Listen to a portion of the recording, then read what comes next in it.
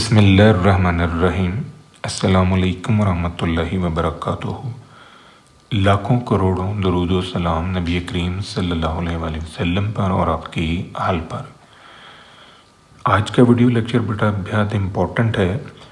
उसकी वजह यह कि इस लेक्चर के बाद हमने इन सभी टॉपिक से रिलेटेड टेस्टिंग ऑफ हाइपोथेसिस पे न्यूमेरिकल वर्क की तरफ चले जाना है, जो इस वीडियो लेक्चर में हम पढ़ेंगे। इस वीडियो लेक्चर के अंदर हमने 4 डिफरेंट टेस्ट स्टैटिस्टिक को डिस्कस करना है, जिनमें से 3 जो हैं वो पैरामीट्रिक हैं और एक नॉन पैरामीट्रिक टेस्ट हैं। ये चारों टेस्ट हम कब यूज़ करते हैं और इनकी अजम्पशंस क्या हैं, इनका पीडीएफ क्या है, इनकी प्रॉपर्टीज़ क्या हैं, और ये बज़ाते ख़ुद टेस्ट स्टैटिस्टिक का जो फार्मूला है वो क्या है, जो हम टेस्टिंग ऑफ हाइपोथेसिस में और कॉन्फिडेंस इंटरवल में यूज़ करते हैं। जो पैरामीट्रिक टेस्ट हैं वो बेटा 3 हैं, जिनमें पहला है जी टेस्ट, दूसरा टी टेस्ट और तीसरा है एफ टेस्ट। ये तीनों टेस्ट जो हैं इनको हम पैरामीट्रिक टेस्ट कहते हैं। और जो नॉन पैरामीट्रिक टेस्ट है वो हमारा काई स्क्वायर है। जो जी टेस्ट है इसकी जो ओरिजिनल फॉर्म है वो हमारे पास ये है कि अगर एक्स बार जो है इसमें से हम मीन माइनस करें और इसे सिग्मा ओवर √10 पे डिवाइड कर दें, तो ये जो हमारे पास जी टेस्ट आया है ये नॉर्मल डिस्ट्रीब्यूशन को फॉलो करेगा with zero mean and variance 1। दूसरी ख़ास बात ये कि ये टेस्ट स्टैटिस्टिक हम वहाँ यूज़ करते हैं जहाँ पर हमारा सिग्मा नॉन होता है और एन की वैल्यू चाहे 30 से बड़ी हो, 30 के बराबर हो या 30 से छोटी हो। मतलब चाहे लार्ज सैंपल हो चाहे स्मॉल सैंपल हो, अगर सिग्मा नॉन है तो फिर हम टेस्ट स्टैटिस्टिक के तौर पे जो टेस्ट यूज़ करेंगे वो हमारा जी टेस्ट होगा। अब ये जी टेस्ट जो है ये हम ऐसी सिचुएशन में भी यूज़ कर सकते हैं जहाँ पर हमारा एन जो है वो 30 से बड़ा हो लेकिन सिग्मा अननोन हो।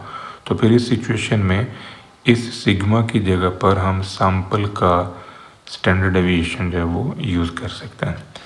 ये जो जी टेस्ट है ये बेसिकली हम यूज़ करते हैं सिग्निफिकेंट डिफरेंस मालूम करने के लिए between sample mean and population mean.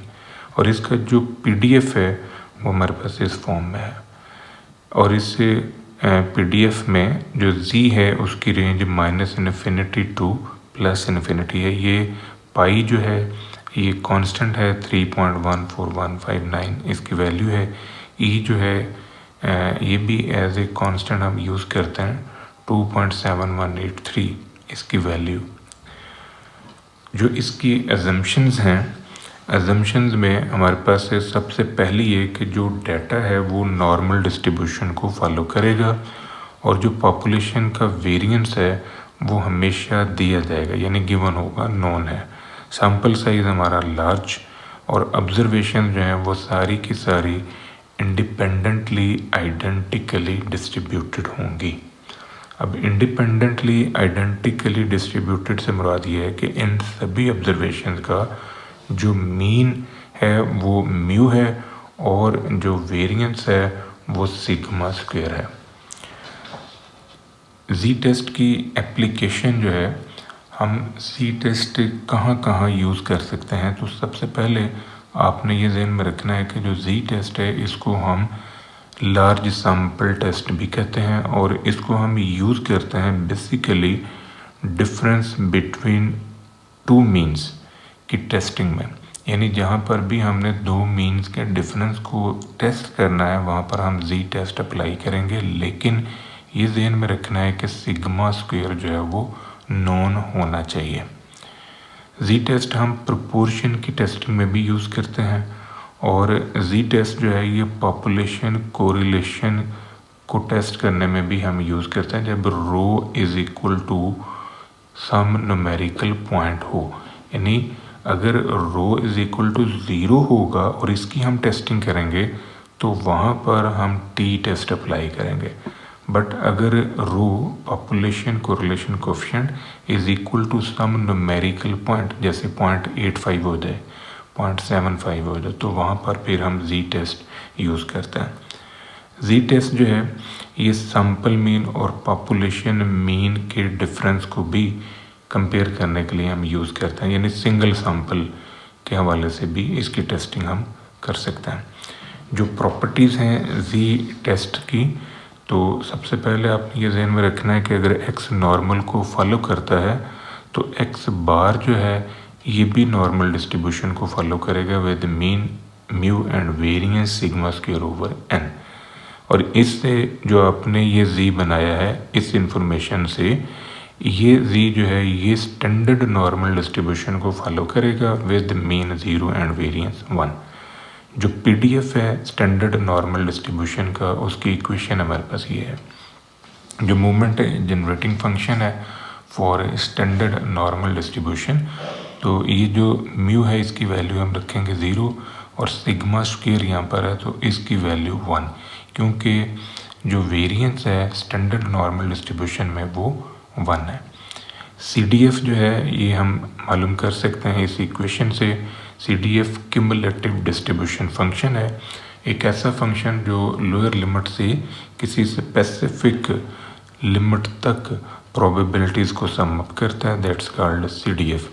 अगर हमें CDF दिया गया हो तो उसको डिफरेंशिएट करके हम PDF निकाल सकते हैं, यानी इस CDF के फंक्शन को अगर हम with respect to G differentiate करेंगे तो ये हमें PDF देगा। जो बीटा 1 है जिसे हम मेजर ऑफ सिक्यूनेस कहते हैं, ये 0 के इक्वल होगा और बीटा 2 जो है ये 3 के इक्वल होगा। Quarter deviation 2/3 approximately, mean deviation 4/5 approximately होगा। नेक्स्ट टेस्ट है हमारा टी टेस्ट। ये भी एक पैरामीट्रिक टेस्ट है और ये स्मॉल सैंपल के लिए हम यूज़ करते हैं जहाँ पर n हमारा 30 से छोटा और पॉपुलेशन का जो स्टैंडर्ड डेविएशन है वो अननोन हो।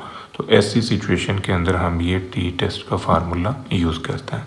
अब ये जो टी टेस्ट है ये भी सैंपल मीन को कंपेयर करने के लिए हम यूज़ करते हैं विद पॉपुलेशन मीन, लेकिन यहाँ पर आपने ज़हन में रखना है कि जो वेरिएंस है वो अननोन होना चाहिए और सैंपल जो है वो 30 से छोटा हो। स्मॉल सैंपल की सूरत में हम ये टेस्ट अप्लाई करते हैं।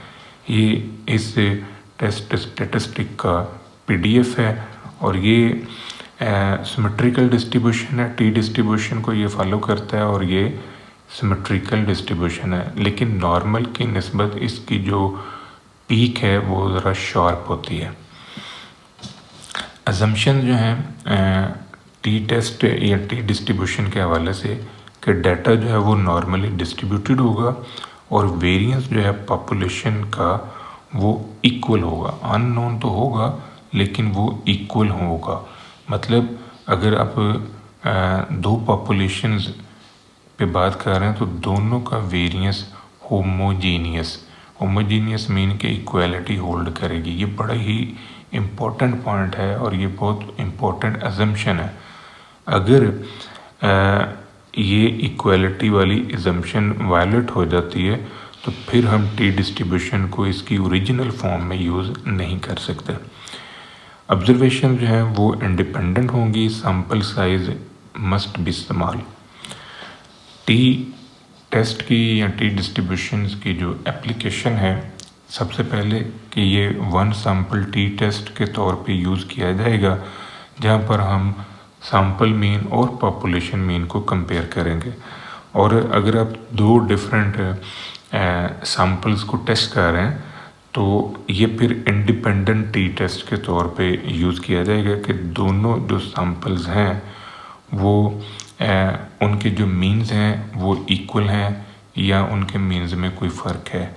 तो ये टेस्ट जब हम अप्लाई करेंगे तो ये वाली अजम्पशन जो है ये हमने लाजमी चेकआउट करनी है। अगर ये अजम्पशन अप्लाई हो रही है तो फिर हम ये फार्मूला जो है यूज़ करेंगे। यहाँ पर जो SP है ये पूल्ड स्टैंडर्ड डेविएशन है, इसके मैंने ये 2 फार्मूला लिखे हैं, डाटे की मुनासबत से हम इनको यूज़ कर सकते हैं।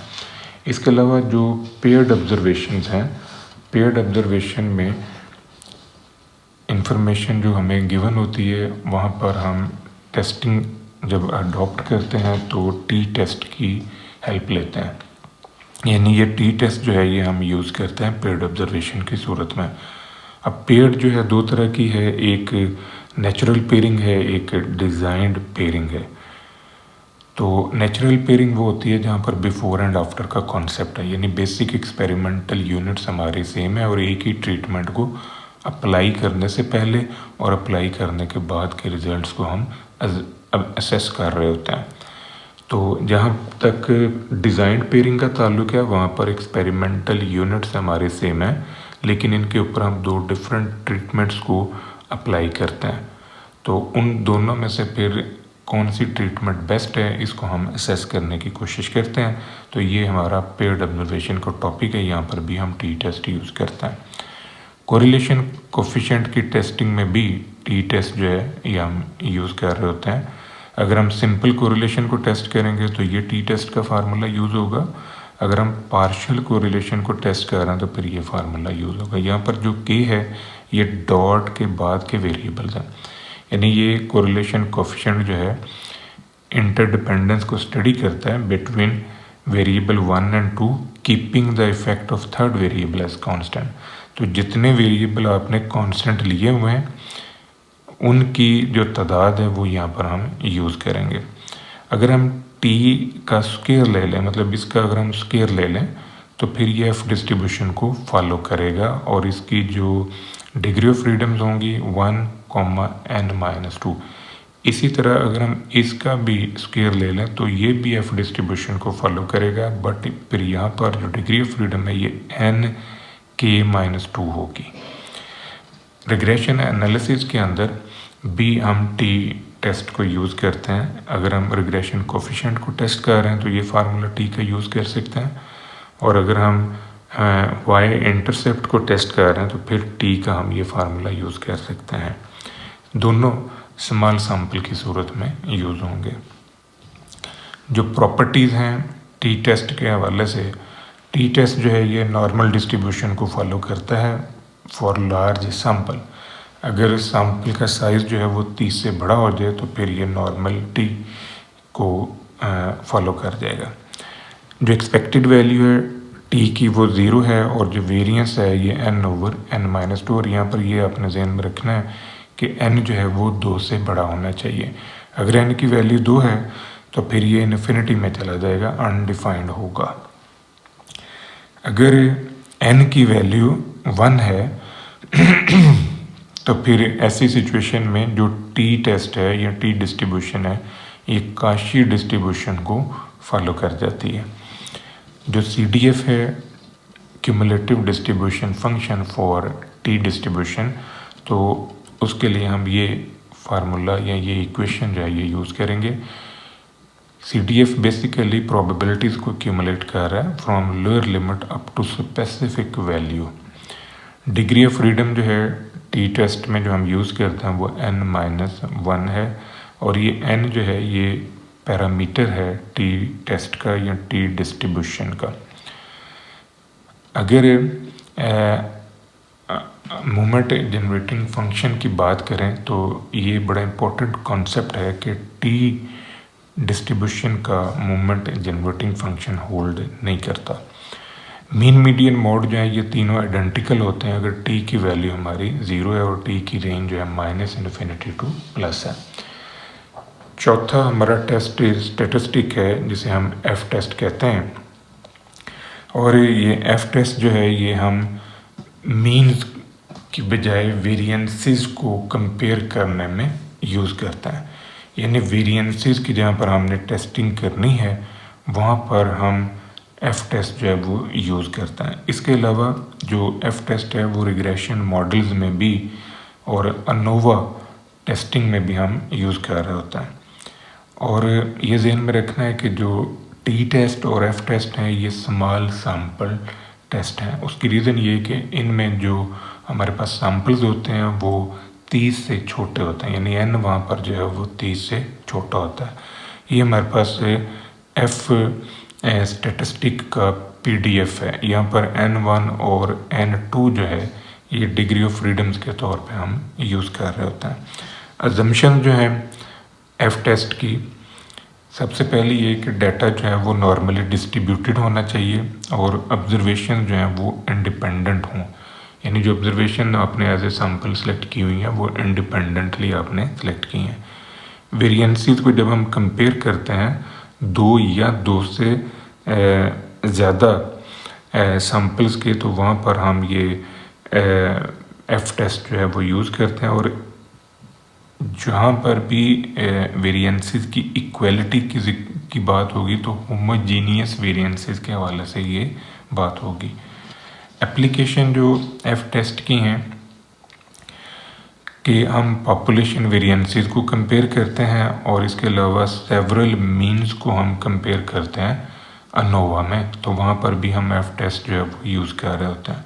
इसके अलावा अगर हमारा हाइपोथेसिस रिजेक्ट हो जाता है through analysis of variance process, तो फिर हम LSD टेस्ट में जाके तो उन सेवरल मीन्स में से पेयर वाइज हम उनकी टेस्टिंग करते हैं कि कौन से पेयर्स हैं मीन्स के जो सेम हैं और कौन से पेयर्स हैं जो डिफरेंट हैं। मल्टीपल कोरिलेशन की टेस्टिंग में भी हम एफ टेस्ट जो है वो यूज़ करते हैं, जिसका ये फार्मूला है। रिग्रेशन एनालिसिस में अनोवा में हम इसे बहुत ज़्यादा यूज़ करते हैं। प्रॉपर्टीज़ जो एफ डिस्ट्रीब्यूशन की हैं, एक तो ये कि ये पॉजिटिव सिक्यूड है, इसका मीन इसके इक्वल है और वेरिएंस जो है वो इस फॉर्म में हम लिख सकते हैं। यहाँ पर ध्यान में रखना है आपने कि मीन तब एप्लीकेबल होगा जब N2 2 से बड़ा हो और वेरिएंस तब एप्लीकेबल होगा जब N2 जो है वो 4 से बड़ा हो, क्योंकि यहाँ पर इन्फिनिटी बन जाएगा, 0 आ जाएगा और ये सारा इन्फिनिटी बनेगा। अगर आप यहाँ N2 की जगह पर 4 लें, यहाँ पर N2 की जगह पर आप 2 ले लें। अगर आप T का स्क्वायर ले लें तो ये F स्टैटिस्टिक बन जाता है, यानी ये F डिस्ट्रीब्यूशन को फॉलो कर जाता है। तो फिर ऐसी सिचुएशन में जो डिग्री ऑफ फ्रीडम होगा F का वो 1,n। F डिस्ट्रीब्यूशन जो है इसका मोमेंट जनरेटिंग फंक्शन जो है वो होल्ड नहीं करता। अगर N2 जो है ये हमारा इन्फिनिटी को अप्रोच कर जाए और N1 जो है ये 1 के इक्वल हो, तो फिर √F जो है ये नॉर्मल डिस्ट्रीब्यूशन को फॉलो करेगा। इसी तरह अगर N2 हमारा इन्फिनिटी को अप्रोच कर रहा है तो N1 और F इन दोनों के मल्टीप्लिकेशन से जो न्यू टेस्ट स्टैटिस्टिक बना है ये काई स्क्वायर डिस्ट्रीब्यूशन को फॉलो करेगा with degree of freedom N1। अगर x जो है ये f डिस्ट्रीब्यूशन को फॉलो करता है तो 1/x जो है ये भी f डिस्ट्रीब्यूशन को ही फॉलो करता है with degree of freedom N2, N1। ये ध्यान में रखना है कि x की सूरत में जो डिग्री ऑफ फ्रीडम है वो N1 और N2 है और 1/x की सूरत में डिग्री ऑफ फ्रीडम जो है वो N2 और N1 है। चौथा हमारा टेस्ट है काई स्क्वायर टेस्ट। अब ये जो काई स्क्वायर टेस्ट है ये नॉन पैरामीट्रिक टेस्ट है, ये नॉर्मल डिस्ट्रीब्यूशन को फॉलो नहीं करता। तो ऐसी सिचुएशन में हम काई स्क्वायर टेस्ट जो है वो कहाँ कहाँ यूज़ कर सकते हैं, इसकी एजम्पशन, इसकी एप्लीकेशन, इसकी प्रॉपर्टीज़ क्या हैं, अब इसको हमने डिटेल में डिस्कस करना है। नॉन पैरामीट्रिक टेस्ट है और ये कार्ल पियर्सन ने इंट्रोड्यूस करवाया था, ये जनरल इसका फार्मूला है और ये हम यूज़ करते हैं कंपेयर करने के लिए ऑब्जर्व्ड और एक्सपेक्टेड फ्रीक्वेंसीज को। इसके अलावा गुडनेस ऑफ फिट में भी हम काई स्क्वायर टेस्ट जो है वो यूज़ करते हैं, जिसमें ये फार्मूला हमारा होता है, ये ऑब्जर्व्ड फ्रीक्वेंसीज हैं, ये एक्सपेक्टेड फ्रीक्वेंसीज है। आफ्टर अप्लाइंग स्पेसिफिक डिस्ट्रीब्यूशन हम ये मालूम करते हैं। जो काई स्क्वायर डिस्ट्रीब्यूशन है इसका PDF इस फॉर्म में हमारे पास बनेगा। जो अजम्पशन हैं काई स्क्वायर डिस्ट्रीब्यूशन की, ऑब्जर्वेशन मस्ट बी इंडिपेंडेंट। जो कैटेगरीज हम बनाते हैं वो म्यूचुअली एक्सक्लूसिव होनी चाहिए। कैटेगरीज मीन कि आपने डाटे को जो डिकम्पोज किया हुआ डिफरेंट ग्रुप्स के अंदर, तो वो सारे ग्रुप्स जो हैं वो म्यूचुअली एक्सक्लूसिव होंगे। Expected frequencies in each category are sufficiently large. हर जो सेल की फ्रीक्वेंसी है वो 5 से बड़ी होनी चाहिए और टोटल फ्रीक्वेंसी जो है ओवरऑल वो 50 से एक्सीड कर जाए। Expected frequency will not be small. अगर हमारे पास कोई एक्सपेक्टेड फ्रीक्वेंसी स्मॉल आ जाती है यानी 5 से छोटी आ जाती है तो फिर वहाँ पर हम पोलिंग करेंगे, यानी उसको हम ऊपर वाली क्लासेस में इमर्ज कर लेंगे या नीचे वाली किसी क्लास में मर्ज कर लेंगे। chi-square टेस्ट जो है ये हम यूज़ करते हैं इंडिपेंडेंस ऑफ एट्रीब्यूट्स के लिए, यानी जहाँ पर हमने इंडिपेंडेंस ऑफ एट्रीब्यूट्स को टेस्ट करना है वहाँ पर हम chi-square टेस्ट यूज़ करते हैं।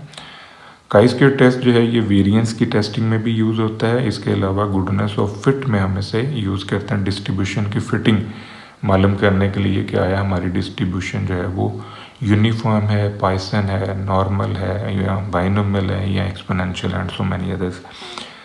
chi-square टेस्ट जो है मल्टीनोमियल प्रोपोर्शंस की टेस्टिंग में भी हम यूज़ करते हैं। होमोजेनिटी ऑफ सैंपल में chi-square टेस्ट यूज़ होता है। सेवरल कोरिलेशन कोफिशिएंट्स को जब हम टेस्ट करते हैं यानी homogeneity of several correlations coefficient के लिए भी हम chi-square टेस्ट यूज़ करते हैं। chi-square डिस्ट्रीब्यूशन जो है इसकी प्रॉपर्टीज़ में सबसे पहली ये कि ये पॉजिटिव सिक्यूट है और इसकी रेंज 0 to इन्फिनिटी है। इसका मीन 1 और वेरिएंस जो है वो 2n है, मीन n है और वेरिएंस 2n है। chi-square with n degree of freedom ये सम अप किया जा सकता है chi-square with n-1 degree of freedom plus chi-square with 1 degree of freedom. Moment generating function chi-square का इसके इक्वल है और यहाँ अगर आप योटा लिख देंगे तो ये करेक्टरिस्टिक जनरेटिंग फंक्शन बन जाएगा।